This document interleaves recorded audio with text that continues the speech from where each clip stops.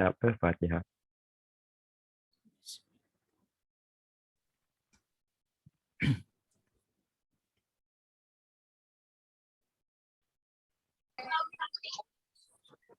Baiklah, Alhamdulillah dapat kita bersama bertua muka dalam Ihya Ramadan Talk Series yang bertajuk Refleksi Ramadan Siri 1 Adaptasi. Apa khabar semua? Terima kasih kerana meluangkan masa bersama-sama dengan kami pada hari ini. Kepada anda semua yang masih belum mengikuti kami, jangan lupa untuk ikuti platform media sosial kami di Facebook Ansara Cawangan Typing ACT, Instagram dan Twitter @Ansara Typing, serta channel YouTube Ansara Typing untuk info-info perkembangan terkini Ansara Typing. Dan sekiranya anda belum mendaftar sebagai ahli Ansara Typing, anda bolehlah berbuat sedemikian di laman web www.myansara.org. Baiklah, sebelum memulakan majlis, ingin saya ucapkan ucapan ribuan terima kasih kepada rakan-rakan strategi Ansara Typing, iaitu Unit Jannah Taqwa MRSM Typing, Unit Perkhidmatan Bimbingan dan Kaunseling MRSM Typing, Alka System, 10F Energy dan C-True Studio. Sebelum kita berkenalan dengan tetamu undangan kita pada hari ini, ingin saya memperkenalkan diri saya terlebih dahulu. Nama saya ialah Muhammad Azri Akmal Hazim bin Muhammad Azari daripada batch SPM 2020 dan kini saya ialah seorang pelajar asasi Science Foundation of IT, Fakulti Computing and Informatik FCI di Multimedia University Cyberjaya. Rakan-rakan penonton semua, pada hari ini kita sangat beruntung kerana bersama-sama dengan kita ialah tetamu khas kita pada hari ini, Dr. Khair Razlan bin Osman, Ansara Typing SPM 1968, seorang pensyarah di Fakulti Kejuruteraan dan Teknologi Universiti Multimedia Melaka. Apa khabar, Doktor? Baik. Alhamdulillah. Alhamdulillah. Okay. Sihat, Terima kasih. Sihat. Terima kasih kerana sudi meluangkan masa bersama-sama dengan kita semua pada hari ini. Baiklah, tanpa mengenyahkan masa lagi, saya menjemput dan mempersilakan Dr. Khair Razlan bin Osman untuk menyampaikan perkongsian beliau yang bertajuk Adaptasi. Dipersilakan, Doktor. Alhamdulillah, alhamdulillah. Nahmaduhu wa nasta'inuhu wa nastaghfiruh wa na'udzu bihi min syururi anfusina wa min sayyiati a'malina. May yahdihillahu fala mudilla lahu wa may yudlil fala hadiya lahu. Nashhadu an la ilaha illallah wa nashhadu anna Muhammadan abduhu wa rasuluh. Rabbi shrah li sadri wa yassir li amri wahlul 'uqdatam min lisani yafqahu qawli. Allahumma faqihna fid din, Allahumma faqihna fid din, Allahumma faqihna fid din wa 'allimna at-ta'wil wa hdina ila siratal mustaqim. Allahumma ja'alna mubarakan aina ma kunna, Allahumma barik lana fi Ramadan.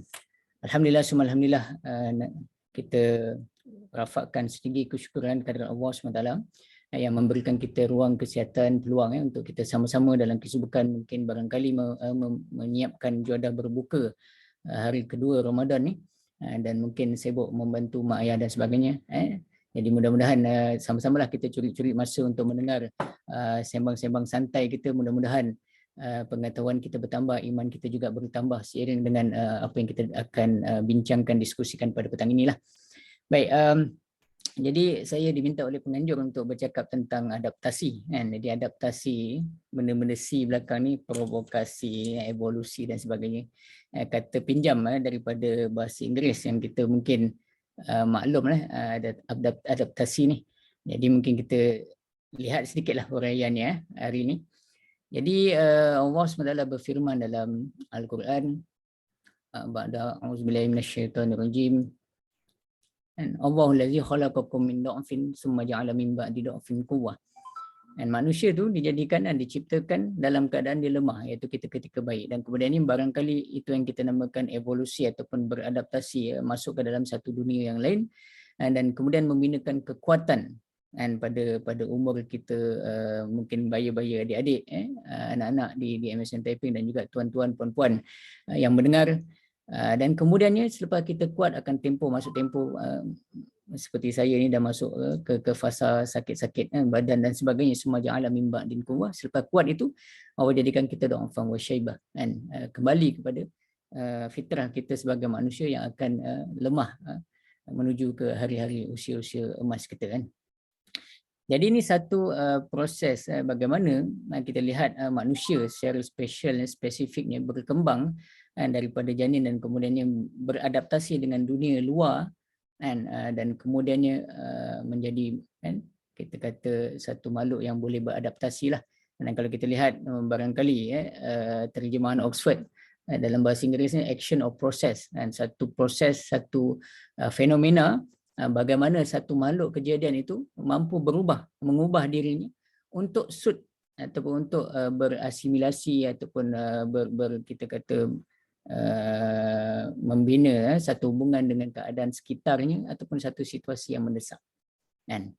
Jadi kalau kita lihat, barangkali kita lihat adik-adik, sebelum ini kita pernah jumpa Ramadan yang lepas, ini slide yang terakhir saya kongsikan, dan baby tu slide yang pertama. Jadi kita kembali setahun yang lepas lah. Kalau adik-adik ingat masa Form 4, kalau mengikuti kuliah sirah pada tahun yang lepas dibawakan oleh Ansara Taiping, saya mula dengan baby dan akhir dengan satu persoalan. Dan sesungguhnya satu hari dari azab sisi Tuhanmu menyamai 1000 tahun. Dan adik-adik kita tadi daripada baby tadi lahir, dan kemudian hidup. Baginda SAW kata umat Nabi Muhammad ni umur hidup dalam sekitar hidup umur baginda SAW, 63 tahun lebih kurang. Kalau dapat lebih tu bonus. Dan mungkin dengan kadar kesihatan kita yang baik, bertambah umur kita, insya-Allah. Moga dalam keberkatan. Tetapi kemudiannya akan dipanggil oleh Allah Taala, tuan-tuan, puan-puan, adik-adik hadirin yang dihormati Allah Taala. Persoalannya dot yang kat belakang selepas mati tu, kan. Dan dikabarkan dalam Ibnu Katsir meriwayatkan ada dikatakan bila kita dibangkitkan kelak 70 tahun tu duduk dalam keadaan diri, kan, telanjang dan sebagainya, kita tak menghiraukan orang sekeliling kita. Dan adik-adik bayangkan kalaulah satu hari di akhirat tu menyamai 1000 tahun, kan. Maknanya kalau kata kita hidup seusia baginda sallallahu alaihi wasallam 63 tahun, lebih kurang 1,5 jam je. Hidup kita 63 tahun tu 1,5 jam je di akhirat. Dan itu pun dah lama, kan, nak masuk umur adik-adik 18 tahun, apatah lagi saya yang bercakap ni, merupakan satu tempoh yang lama. Dan kita bayangkan macam mana kita nak menunggu nama kita dipanggil oleh Allah SWT di bawah naungan Arash yang tak ada naungan melainkan naungan Allah SWT tu, dalam keadaan panas terik dan sebagainya, yang tak boleh tergambar oleh kita lah kedahsyatan hari kiamat tu. Maknanya 1,5 jam nak tunggu dalam 70 tahun, masya-Allah. Tu kalau dipanggil, kan. Kalau tak dipanggil-panggil, nak tunggu turn tu macam mana? Jadi persoalannya adaptasi bagaimana sebenarnya akan. Dan kita bayangkan kehidupan kita 63 tahun, kita sentiasa beradaptasi, diberikan Allah SWT oleh ujian, kan, cabaran dan sebagainya, kan. Dah lepas UPSR, ingatkan dah habis, kena PT3, dah habis PT3, kan. Mungkin dimansurkan selepas ini kata ada balik, kan, kadang tak ada balik, wallahu taala alam. Selepas tu SPM, lepas SPM ingatkan dah habis, masuk universiti ada lagi ujian-ujian dan sebagainya, kan. Jadi mana ceritanya kita ni sentiasa dikurniakan satu situasi yang mendesak kita untuk beradaptasi. Itu dalam konteks kehidupan dunia. Tetapi adik-adik kita nak bawa hari ini 63 tahun, tuan-tuan, puan-puan, hanya yang kita nak adaptasi kat dunia ini 63 tahun. Untuk satu kehidupan yang lebih panjang, kita tak tahu sampai ke hakikinya lah, kan. Kita akan hidup selepas mati tu, dot tu akan bersambung sehingga kematinya, kan. Jadi adaptasi kita kat dunia ni hanya untuk kehidupan kita di akhirat. Kalau kita lihat binatang, kan, kebanyakan binatang beradaptasi untuk survival kendiri mereka, kan. Ulat daunnya, kan, belalang daunnya, kan, menyorok di balik warna daun, menyerupai dirinya iguana dan sebagainya, kan. Yang tengah-tengah tu rayap, kan, yang dah tua sikit dia akan ada kebolehan untuk meletupkan dirinya bila didatangi, kan, kloni dia didatangi oleh musuh-musuh. Jadi yang tua ni akan mengorbankan dirinya untuk melindungi, kan, kekawanan rayap, kan. Ataupun mungkin kita yang kat ujung tu, mudah-mudahan tak ada lah, kan, anak-anak kita kat Taiping baik, dia berpura-pura mati, kan. Jangan kita berpura-pura mati, kan, cikgu warden kejar turun prep, kan, kita pun berpura-pura, kan, terbongkang di atas katil masing-masing dengan pelbagai ragamnya, berpura-pura mati untuk mengelakkan dirinya daripada baham oleh musuh dan sebagainya, kan. Ini konteks haiwan, konteks haiwan, adik-adik. Jadi kita pula bagaimana? Kita pula bagaimana? Sedikit selingan. Ni anak saya lah, namanya Faqih. Hari ni hari kedua Ramadan, umurnya 5 tahun. Jadi kita sajalah dia nak satu pistol kat tengah tu, kan, Elite 2.0 Commander tu. Itu saya kecil-kecil pun tak dapat benda tu, kan. Dah besar ni baru tengok anak, belikan anak. Jadi kita kata kalau nak boleh, tapi kena puasa penuh. Sehari pun jadilah. kan, pada umur 5 tahun kan.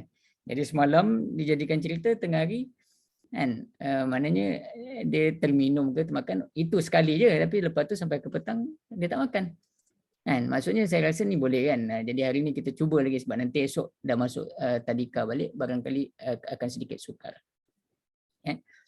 Cuma nak kata manusia ni dengan objektif yang jelas dia nak apa elite commander 2.0 ni mampu menolak dia untuk berpuasa hari ni kan. Yang tu gambar baru ambil tadi tu, dengan keadaan mamai bangun tidur tu, nak tokayaki kita pun pergi belikan lah pukul 6 tadi, ingat sempat tak sempat ni, nak siapkan slide dan sebagainya, masukkan. Bagilah tu senapang dah tinggal lagi setengah jam lagi nak berbuka puasa ni, dan bagi dia semangat kan. Pada umur 5 tahun okey lah tu. Wallahu ta'alam kalau dia curi-curi makan kita tak tahu, tapi tengok tu kan, pagi-pagi tadi yang sebelah kiri tu pagi-pagi dah ketuk makanan nak makan dah buka chip semua, angkat nak masuk mulut kita kata nanti kan, belum lagi kan nak senapang ke tak. Jadi mana kata manusia ni satu makhluk yang hebat kan. Kalau haiwan tadi dia beradaptasi untuk menyelamatkan dirinya, tapi manusia ni adaptasi dia hebat kan, dan bergantung kehebatan itu bergantung sejauh mana kita jelas tentang misi dan objektif kita hidup di dunia ini kan. Okey. Jadi kita lihat bagaimana para sahabat. Of course kita tidak lari tuan-tuan, puan-puan, anak-anak adik-adik sekalian, maknanya bila kita cerita tentang satu terma hidup ni, tidak lari pada kita satu contoh kedua yang paling hebat di sana bila baginda sallallahu alaihi wasallam sendiri dan kemudian diikuti oleh para sahabat.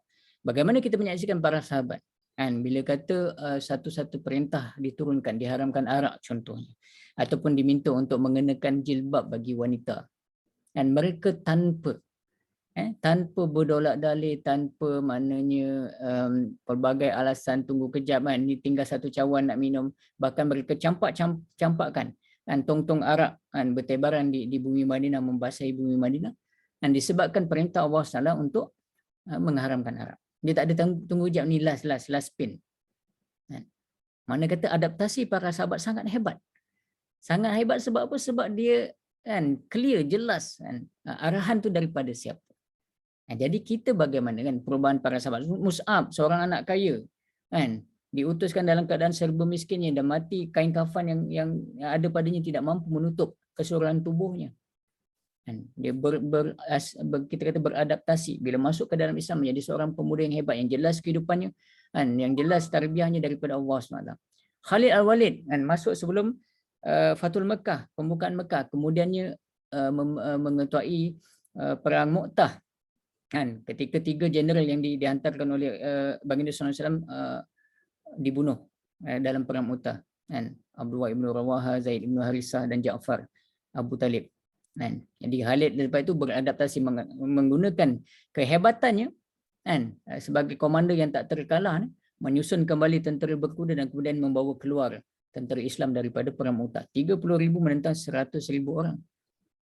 Tak ada menang, tak ada kalah, tapi kebolehan tentera Islam menghalang tentera Rom daripada maju dan kemudian mengundurkan diri dengan selamat merupakan satu taktikal yang sangat hebat. Jadi para sahabat clear. Khairukum jahiliyah, khairukum fil Islam iza faqihu. Dan setelah masuknya mereka memeluk Islam dengan kejelasan kefakihan mereka tentang tuntutan agama kepada diri mereka ini, makanya mereka cemerlang. Dunia akhirat cemerlang. Jadi ini satu benda yang menjadi inspirasi kepada kita untuk kita nak ambil contoh ni, kita nak ambil contoh yang mana? Jadi kita ada banyak contoh di dunia hari inilah. Okey. Clear Jadi kalau ada masalah di online, sebab saya ada banyak monitor ni, minta moderator ni lah tegur kalau kata terputus ke dan sebagainya. Baik, jadi pesan Rasul sallallahu alaihi wasallam, qala ittaqillah, dan bertakwalah kepada Allah haitsuma kunta, dan di mana saja kamu berada, wa tabi' as-sayyi'atal hasanah tamhuha, dan ikutilah keburukan dengan kebaikan. Jadi baginda sallallahu alaihi wasallam itu beri kita satu tabiat untuk kita ikut. Mana kata manusia ni tak lari daripada kesilapan. Dan hari ni dengan media sosial ni cepat dikecap kan. Benda yang baik orang tak cerita. Kat viral kat Facebook, kat Twitter, dekat Instagram dan sebagainya. Tapi yang buruk tu orang nak naikkan. Dan diikuti. Kan, tapi sebagai orang yang terpelajar, adik-adik yang terpilih, tuan-tuan yang terpilih pada hari ini, kan, kita dah ada pada petang ini di depan komputer, Facebook dan sebagainya ini, bukan sebab kita kuat, bukan sebab kita nak, tapi Allah telah melorongkan hati kita untuk mendengar, kan, pesanan-pesanan sedikit ni. Kan. Jadi bila kita buat keburukan, buat dosa, kita tak lari daripada salah, ikuti dengan kebaikan, kan, yang akan menghapuskannya. Dan Allah SWT, Rasulullah SAW berkata itu, pergaulilah manusia dengan baik. Bila kita kata begitu, maknanya kita kena nak gaul dengan orang pada satu-satu kawasan. Kalau kita ingat peribahasa Melayu mengatakan masuk kandang kambing mengembek. Kan? Jadi nak masuk tu kena tengok kan suasana dan sebagainya, pergauli manusia dengan baik, bercakap dengan bahasa mereka. Kadang-kadang kita redah je kan, orang muda kan, kita rasa kita betul dan sebagainya, kita redah tanpa mengambil kira faktor suasana setempat dan sebagainya. So ni juga tabiat, kita kata adaptasi tadi. Kita boleh kan bergaul dengan orang dengan bahasa kebanyakan, bergaul dengan bahasa mereka dan sebagainya. Baik, tuan-tuan, puan-puan yang dirahmati Allah Taala. Jadi fitrah manusia ni, of course kita rasa kita kadang-kadang bila kita dengar ni kita rasa nak buat kan. Namun begitu fitrah manusiawi ni sama je daripada zaman para sahabat ke zaman kita hingga ke hari kiamat nanti kelak sama je. Dan kita akan sukar sebenarnya kan untuk keluar daripada keterbiasaan. Bahkan Ramadan ini juga merupakan satu fasa adaptasi. Kita nak adaptasi daripada 11 bulan makan, melantak dan sebagainya. Tiba-tiba kan kena tahan makan dan minum dan perkara yang membatalkan puasa daripada terbit matahari hingga terbenam matahari. Itu keluar daripada keterbiasaan. Dan dia memerlukan proses. Sebab itu baginda Rasulullah masuk Syaban akan memperbanyakkan puasa untuk membiasakan diri. Kan, melembutkan hati yang keras, terutamanya kita ni lah. Kan? Jadi kita idealnya kalau kita nak berubah tu, aku nak berubah cepat. Nak tiba-tiba. Jadi benda ni tak natural, tak fitrah. Menjadikan mungkin kalau macam parents, tuan-tuan, puan-puan yang ada anak-anak, mungkin kita boleh kaitkan lah. Bila kita nak satu benda yang cepat dengan anak kita ni, mereka akan memberontak, lari dan mungkin melakukan benda-benda yang tak patut. Jadi perlu berfasa. Begitu yang Rasulullah tunjukkan kepada kita, adaptasi tu perlu berfasa, perlu mengikut kemampuan. Tetapi persoalan di sana sebagai seorang Muslim yang cuba menjadi sebaik mungkin, serapat mungkin dengan peribadi baginda sallallahu alaihi wasallam, kita kena bertanya dengan kita. Of course kita ikut kemampuan, tapi kita kena bertanya kepada kita. Kalau tak, kita kadang tolak orang lain kan. Nak suruh jadi imam bagi tazkirah, bagi orang lain dululah kan. Aku ni apalah ada kan. Nantilah kemudian. Jika tidak kita, siapa lagi? Jika tidak sekarang, bila lagi? Kita bertarung dengan masa. Sebab tak semua orang akan sampai 63 tahun tadi ataupun diberi bonus. Dan barangkali adik-adik mungkin tak sempat masuk SPM. Kita mohon berlindung daripada segala macam musibah. Tetapi kita tak tahu masa depan. Kan? Jadi bergantung pada kemampuan kita yang akan mendorong kita lebih cepat untuk berubah, beradaptasi dengan tuntutan Allah Subhanahu Taala ini adalah sejauh mana kita melihat, sejauh mana kita gerun dengan azab Allah Taala, sejauh mana kita rasa esok adalah hari terakhir ataupun sesaat dua saat selepas ini. Bahkan mungkin kita tidak akan merasa juadah yang kita persiapkan dengan mak kita di dapur tu. Kan? Jadi siapa yang boleh jamin saya mampu turun daripada office saya ini dan makan takoyaki yang dibelikan untuk fakir tadi. Tak ada orang boleh jamin. Jadi benda tu yang akan menolak kita, tuan-tuan, puan-puan, untuk cepat. And of course, baginda SAW mengajar kita seni adaptasi, seni tadarruj, dan berperingkat-peringkat dengan pelbagai pertimbangan maslahat, tengok keadaan semasa, mana satu perlu didulukan, yang ada prioriti, mana boleh dikebelakangkan tanpa melarikan diri daripada syariat. Maknanya itu bukan bermudah-mudah dengan syariat. Tetapi bertahap bergantung pada kesesuaian dan mungkin tuntutan ataupun kesediaan masyarakat ataupun objek dakwah kita ataupun mad'u kita ataupun orang yang kita nak sampaikan dakwah. Kan? Jadi adaptasi perlu berkait dengan realiti semasa dan ada di sana flexibility, keanjalan, bergantung pada reaksi balas dan sebagainya. Pun begitu hari ini kadang-kadang tuan-tuan, puan-puan, bila kita cerita tentang adaptasi ni, kadang-kadang kita terlalu meringankan sesuatu.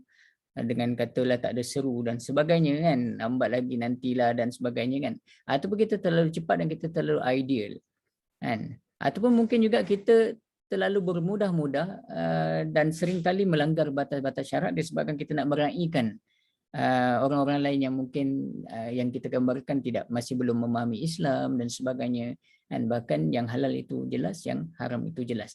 Jadi kita kena objektif, kita kena jelas untuk beradaptasi dengan realiti semasa dan mempunyai hujah yang kukuh, dipandu oleh syarak dan berprinsip di atas apa yang baginda SAW sudah turunkan kepada kita. Jadi ni kena jelas, jangan kita melanggar sembrono kan, sebab kita kata orang ni belum ni begini, jadi aku kena begitu ikut dia dan sebagainya kan, meraihkan dia punya kan kemahuan dan sebagainya. Jadi ni satu benda yang jelas-jelas terang-terangan tidak benarlah di sisi Islam. Jadi kena berhati-hati tu.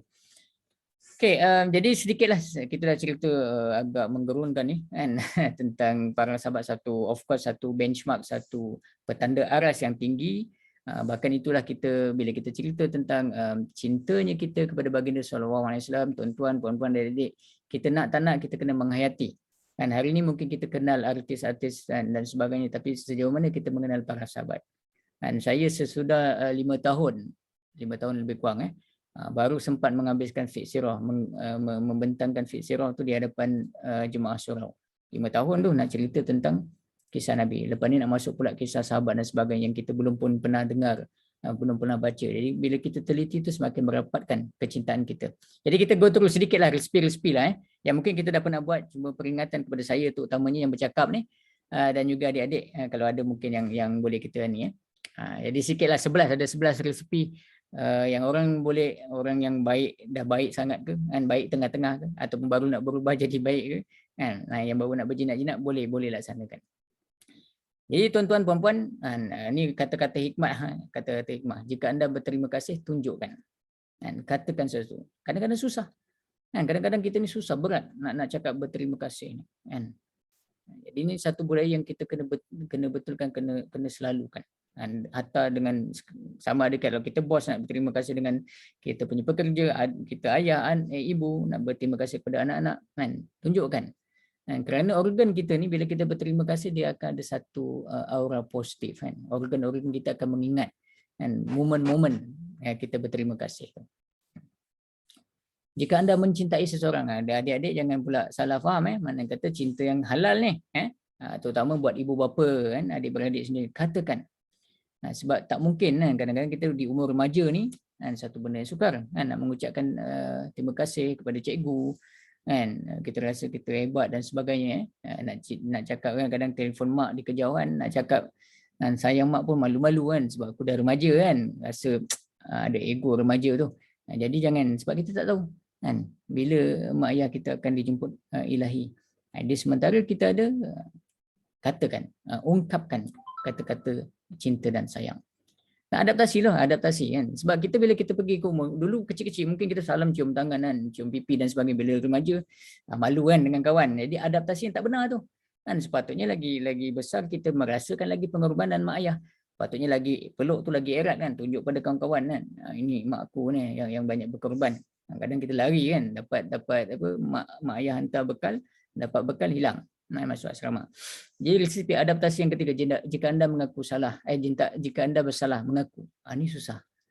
Kan? Susah. Kadang kita dengan ego kita sendiri, lebih-lebih bila kita dah bekerja dan sebagainya, kita ada ego sendiri. Kita sebagai ayah ada ego sendiri. Kan? Mana boleh anak aku betul? Kan? Aku je betul. Aku dah makan garam lebih dulu kan. Jadi kita susah untuk mengaku. Jadi perbetulkan. Teruskan hidup dan jangan lama-lama dengan perasaan bersalah. Sebab setiap manusia membuat kesilapan. Cuma nanti kita akan kait dengan adaptasi yang seterusnya. Ini untuk adik-adik yang berada di sekolah lagi kan. Jika anda keliru tanya soalan, kadang-kadang kita malu. Kan Abdullah Ibn Umar kan, kita kerja dengan mak bapak dia Umar, Rasulullah tanya kan, sekian-sekian, dia dalam kepala dia ada jawapan. Tapi dia tak simpan kan. Sehingga Rasulullah bagi jawapan, lepas tu bila dia balik dengan ayah dia, ayah kan, tadi sebenarnya aku tahu jawapan tu. Jadi Umar kata, kenapa tak bagi tahu? Kadang-kadang kita takut kan, tengok kawan-kawan hebat kan, for flat, belaka tak tanya, takkan aku nak tanya. Tapi kena tanya, banyakkan bertanya. Saya pernah cerita sebelum ni pengalaman mana kata di Oxford kan, dengan adik-adik sini, mungkin adik-adik pun pernah dengar. Yang membezakan kita Malaysian dengan overseas ni bukannya otak kita sama cerdiknya. Cuma mungkin kita ni malu terlebih sikit. Kadang nak tanya tu malu sangat, padahal pertanyaan kita akan memanfaatkan orang lain boleh belajar. So budayakan bertanya soalan yang baik. Dengan soalan yang baik itu bukan saja kita beroleh ilmu, bahkan kawan-kawan kita yang lain juga mendapat ilmu. Dan bayangkan kalau dia mengamalkan ilmu itu, kita dapat kan pahala tu. Itu satu benda yang besar. Jika anda belajar sesuatu, ni pun satu resipi saya untuk berjaya. Adik-adik pegang ni. Dapat satu fahaman, admat ke, medmod ke, biologi, kimia, fizik, whatever it is, ataupun hatta pelajaran sekecil-kecil pelajaran, ajarkan kepada orang lain.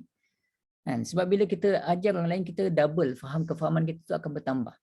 Tak berkurang pun, kan? Jangan lokek ilmu. Pengetahuan kita akan terus berkembang seumpama bila kita mencurahkan air ke pokok, dia akan tumbuh membesar. Yang keenam, jika anda butuh, minta bantuan. Jangan malu. Kadang-kadang kan kita rasa kita pandai, kita segan nak minta, tunjuk dengan orang. Kita rasa ada masalah, kita boleh selesaikan. Tak apa. Dia bukan petanda kita lemah. Petanda kita tawaduk, ingin belajar. Jangan pula kita meredah membabi buta kan. Buntu tapi kita buat je lah. Tak apalah, belasah je kan. Jangan macam tu. Jadi adik-adik pada fasa ini, form 4, form 5 ni, banyakkan bertanya, banyakkan minta bantuan. Jangan malu. Tak ada orang nak sergah kita sebab bertanya ataupun meminta bantuan. Ini pun sama macam tadi, membuat kesilapan, minta maaf. Minta ampun tidak menjadikan anda kecil. Ini susah juga, adaptasi yang agak susah. Bila adik-adik nanti semakin berumur, ini antara benda yang susah. Minta ampun. Tetapi ia menunjukkan kita sebenarnya mempunyai hati yang besar.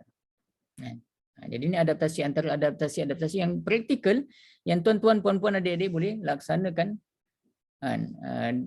di sepanjang hidup sehari-hari kan. Jika anda tersandung, ni pun kadang-kadang bila kita cakap dengan orang yang special, yang mempunyai akal fikiran yang IQ yang tinggi ni, kadang-kadang dia tak pernah gagal. Belaka 4 flat belaka 4 sem masuk aja universiti, tiba-tiba 1 sem gagal. Jadi dia tak pernah gagal, tak pernah merasai gagal tu, akhirnya dia tak boleh bangkit. Ini banyak juga berlaku dan ada di kalangan of course sebagai seorang muslim kita tak menginginkan itu berlaku lah kan. Tapi kalau non muslim, kalau di MMU sendiri kat sini, mana kata di sekitar banyak kes-kes yang kita kata akibat daripada tidak boleh nak bangkit semula ni. Ia jatuh ni biasa. Adik-adik jatuh ni biasa. Tetapi yang menunjukkan luar biasa adalah bila kita mampu bangkit kembali setelah jatuh tadi. Dia menunjukkan kita seorang yang ada perseverance, kita ada satu jati diri yang amat kuat. Bahkan kita akan dinilai sejauh mana kita bangkit semula daripada jatuh tadi. Ramai tokoh-tokoh yang jatuh kan. Sejak awal kalau kita baca biografi ni bukan selalu berjaya. Jadi selalu berjaya ni tidak teruji. Dan yang ke-9, jika seorang memerlukan bantuan, bantu mereka kan. Ada kawan-kawan yang lemah, bantu. Kalaulah kita tak boleh bantu, tolong mudahkan. Tunjukkan. Nak ni sila. Ni sipolan main sipolan. Nak tahu ni scan. Aku nak ajar tak reti kan. Contoh. Jadi mudahkan hidup orang, sebab bila kita mudahkan hidup orang, Allah akan mudahkan hidup kita. Jika anda melihat kesalahan, ambil sikap pendirian yang betul. Ini juga susah, satu adaptasi yang sangat sukar dalam kehidupan kita. Bila kita lihat aku je seorang yang pergi masjid ni, orang lain solat kat dom ni, kenapa? Padahal seruan solat berjemaah itu satu seruan yang sangat tinggi di sisi baginda sallallahu alaihi wasallam. Jadi kita berdiri teguh walaupun kita seorang je yang cakap benda tu. Jika kita yakin kita benar. Tapi kalau kita salah tu janganlah macam tu kan. Kata kita minta maaf dan sebagainya. Tapi kalau kita yakin pendirian kita benar, maka kita kena nyatakan dengan penuh pendirian. Hari ini kita terikut-ikut kan. Kita tengok majoriti nak apa kita pun ikut. Walhal benda tu kita tahu salah. Jadi benda ni juga adaptasi yang agak sukar dalam kehidupan kita. Akhirnya, sum up antara adaptasi bila kita nak berubah tu, bila kita diberikan 2 pilihan dan 3 pilihan dan seumpamanya, tuan-tuan, puan-puan, adik-adik yang dirahmati Allah Taala, bersama Ramadan ni marilah kita sama-sama kembali kepada fitrah kita dan merasai kehambaan kepada Allah SWT, sentiasa berunding dengan Allah Taala, bangun sepertiga malam menyampaikan hasrat, merintih dengan Allah Taala, memohon petunjuk hidayah Allah Taala, paling tidak pun solat 2 rakaat. Tak banyak. Jangan bangun tu sebab nak makan je kan, perut je kan, kita punya rohani tidak diisi. Jadi ini bukannya tanda kita tak boleh buat keputusan sendiri, bahkan mungkin kita banyak buat keputusan, boleh buat keputusan sendiri dan betul je. Tapi betul tu sebab Allah pinjamkan kebetulan itu. Jadi kita penting keberkatan dalam kita berbuat sesuatu tu, tuan-tuan, puan-puan, marilah kita sama-sama consult dan merintih meminta petunjuk Allah SWT untuk memperkuatkan keputusan-keputusan hidup kita supaya ia berjalan selaras, seirama dan senada seirama dengan apa yang Allah inginkan daripada kita. Baik, kita bincang tentang adaptasi. Tapi hari ini saya nak bawa satu pengakhirannya. Adaptasi itu perlu datang dengan satu mentaliti intervensi.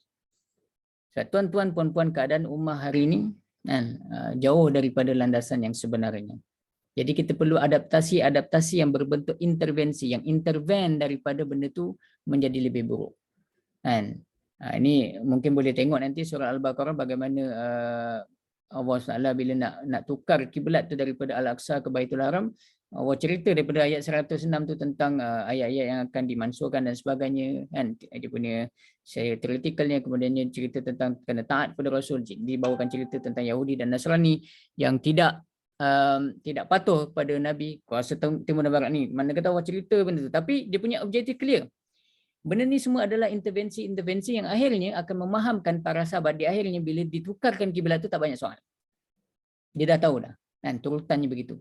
Jadi kita sebagai Muslim bila kita memandang negara Malaysia ini sebagai satu tanah air, tanah watan kita yang berdaulat, yang perlu dipertahankan, yang perlu diperbaiki daripada segi keislamannya, dan daripada segi tata cara kelola negara ini perlu sehampir Madinah Al-Munawwarah dan pimpinan baginda sallallahu alaihi wasallam, maka tindakan-tindakan kita itu perlu bertahap tadi, kan, tidak istijal, tidak bergelojoh, tetapi pergi ke satu arah kefahaman yang betul, akhirnya akan memberi wajah yang lebih baik.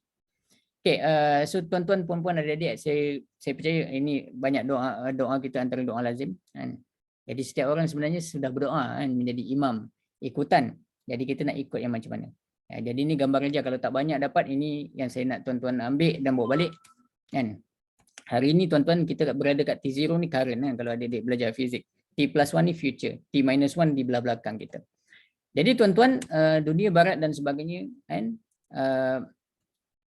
dia bawa kita kepada satu probable future, mana kata Facebooknya dicipta, media sosialnya dicipta untuk kita mungkin tak tahulah, kita ni guna bertelagah je, kan, viralkan kisah-kisah ni bertelagah sama kita. Kan? Tetapi kita sebagai Muslim, kita ada preferable future kita. Kita nak future yang macam mana. Jadi adaptasi kita boleh ikut. Kan? Pattern teknologi yang merah ni, kan, yang lain merah ni, tuan-tuan puan-puan boleh ikut.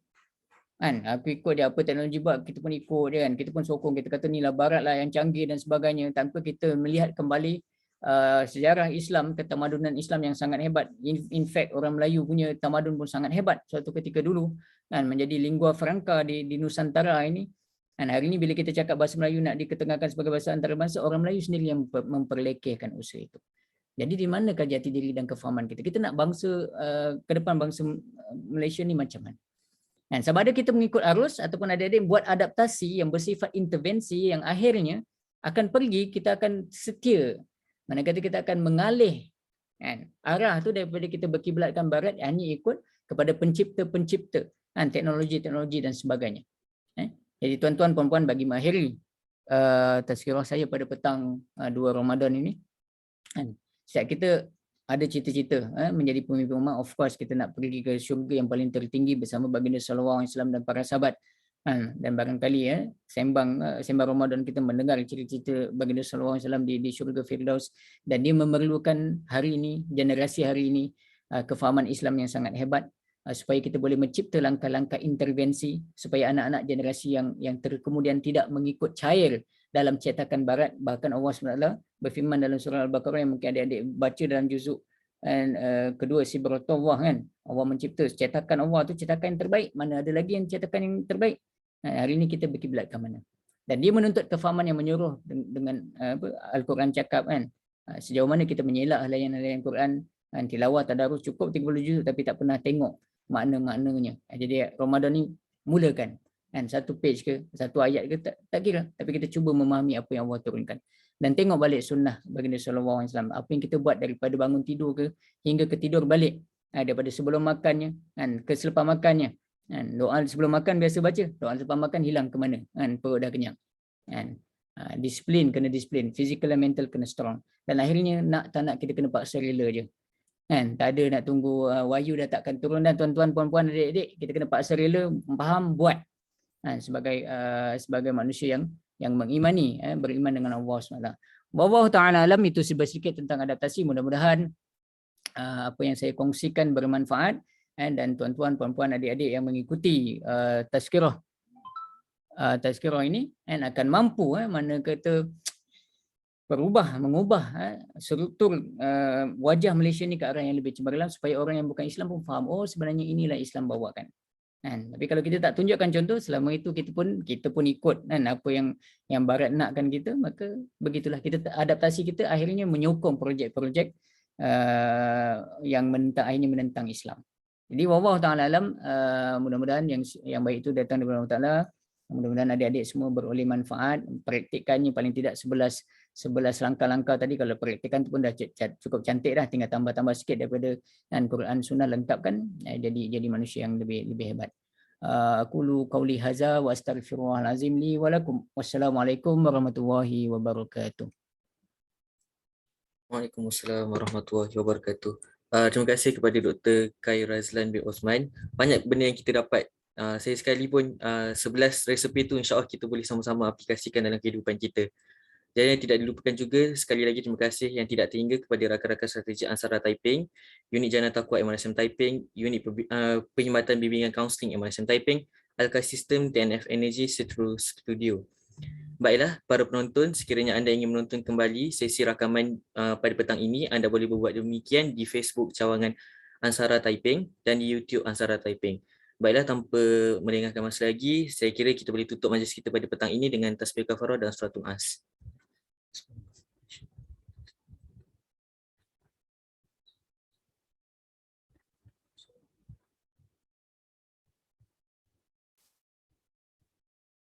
Sekian saja daripada kami. Sekian, terima kasih. Terima kasih banyak, Doktor.